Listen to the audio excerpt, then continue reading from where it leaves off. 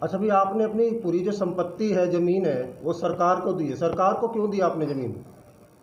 दान कर दी बस। मैं भी जीविका मेरे कोई नहीं करता, फिर मैं कहाँ ले जाऊँगा? तो क्या-क्या दान किया आपने? हैं? क्या-क्या दान किया आपने? बस सारी संपत्ति, अपना शरीर। यूपी के मुजफ्फरनगर में एक 85 साल के बुजुर्ग ने रजिस्ट्रार के यहाँ जाकर अपनी 1.5 करोड़ रुपए की संपत्ति सरकार के नाम कर दी।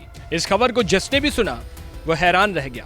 बता दें कि जनपद मुजफ्फरनगर के बुढ़ाना कोतवाली क्षेत्र के गांव विराल निवासी 85 साल के नथुराम ने अपने बच्चों की हरकतों से परेशान होकर अपनी संपत्ति सरकार के नाम कर दी। यही नहीं, बुजुर्ग नथुराम ने अपने बेटों और बेटियों से सिर्फ संपत्ति ही नहीं बल्कि अपने अंतिम संस्कार का हक भी ले लिया। बुजुर्ग ने अपनी सारी संपत्ति, जिसमें लगभग उसकी 18 बीघा खेती भी शामिल है, उसे सरकार के नाम कर दी। नथुराम ने उत्तर प्रदेश के राज्यपाल को पत्र लिखकर भी अपना शरीर भी यूपी सरकार को दान दे दिया। यूपी सरकार के नाम की गई इस वसीयत में बुजुर्ग नाथुराम ने कहा है कि मेरी संपत्ति के साथ साथ मेरा शरीर भी यूपी सरकार को दे दिया जाए। कितनी संपत्ति होगी आपकी? होगी करोड़ों के करीब।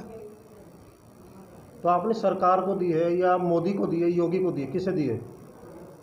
बस इसे दी उत्तर प्रदेश सरकार को। योगी जी को दिया आपने? क्या चाहते हैं? आपकी संपत्ति है, क्या होना चाहिए उसका? दान में दे दी मैं। ये उसमें स्कूल बना दो, मेरे वहाँ से अस्पताल खोल दो। नथुराम ने अपनी वसीयत में ये भी लिखा कि अब उन्हें अंतिम संस्कार की भी इच्छा नहीं रही। मरने के बाद अगर उनका शरीर किसी मेडिकल कॉलेज या शोध संस्थान के काम आ सकता है तो उनका शरीर दे दिया जाए। बुजुर्ग नथुराम कक्षा 12 तक पढ़े हुए हैं। इनके पास करीब 1.5 करोड़ रुपए की कीमत की चल और अचल संपत्ति है। इस संपत्ति में उनका मकान और दुकान के साथ गांव में लगभग 18 बीघा खेती की जमीन भी शामिल है। इनका एक बेटा है जो सहारनपुर में सरकारी शिक्षक बताया जाता है। वहीं नथुराम से जब इस कड़े फैसले के बारे में पूछा गया तो बोले कि परिवार के लोग देखभाल नहीं करते, इससे परेशान होकर मैंने ये कदम उठाया। नत्थू बताते हैं कि उनकी 4 बेटियां और 1 बेटा है। इसके बावजूद उन्हें वृद्धाश्रम में रहना पड़ रहा है। बेटे और बेटियां उनका ख्याल नहीं रखते, ऐसे में वह बहुत परेशान हो गए हैं। दुखी होकर ही उन्होंने अपनी संपत्ति को यूपी सरकार के नाम करने का निर्णय किया है। मैं तो अपना शरीर भी, जमीन भी दान दे दी। आश्रम उनके साथ लड़ता, मैं जबरदस्ती कब्जा कर रखा जमीन पर, घर पे। तो आप खुश हैं संपत्ति दान करके अपनी? हाँ, खुश हूँ।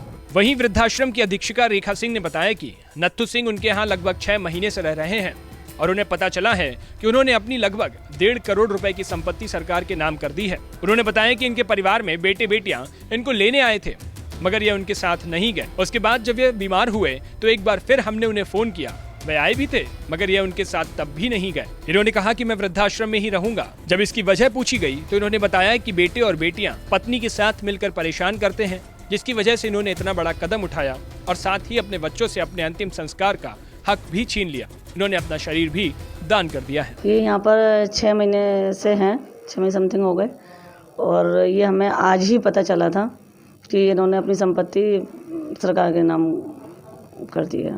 तो कब से रह रहे हैं और क्या प्रॉब्लम थी इनको? इन्हें 6 महीने से हमारे रह रहे हैं। एल्डर हेल्पलाइन के द्वारा ये आए थे और इन्हें समस्या, अपनी पारिवारिक समस्या थी, बेटों से प्रॉब्लम थी, थोड़ी पत्नी से, उसके बच्चों से थी, सभी लोगों से समस्या थी, इसलिए यहाँ पर रहने को आए। काफ़ी बातें बताते हैं कि मुझे बच्चों ने, मेरी पत्नी ने मुझे परेशान किया, इसलिए मैं यहाँ पर हूँ।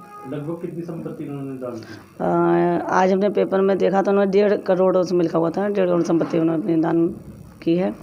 और ये भी कहा है कि मेरा अंतिम संस्कार भी मेरे बेटों के ना सौंपे जाए मुझे लास्ट में, और ये जो है सरकार को ही दी है। हाँ जी, इनके बेटे और बहू भी, सपूत इनको लेने भी आए थे लेकिन ये गए नहीं। उसके बाद इनकी हालत ज़्यादा गंभीर हुई थी, तब भी हमने उनको फ़ोन किया था, तब भी वो इनको लेने आए और वो लेकर चले भी गए थे। लेकिन फिर उन्होंने अपनी बेटी के यहाँ रहे 1-2 दिन, फिर वहाँ से वापस फिर तीसरे दिन यहाँ पर आ गए। बोले मैं यहीं पर आश्रम पर रहूँगा, अब मैं कहीं नहीं जाऊँगा और मैं अपनी संपत्ति अपने बेटे को और बच्चों का नाम नहीं करना चाहता। जो भी दूंगा मैं अपनी सरकार को दूंगा।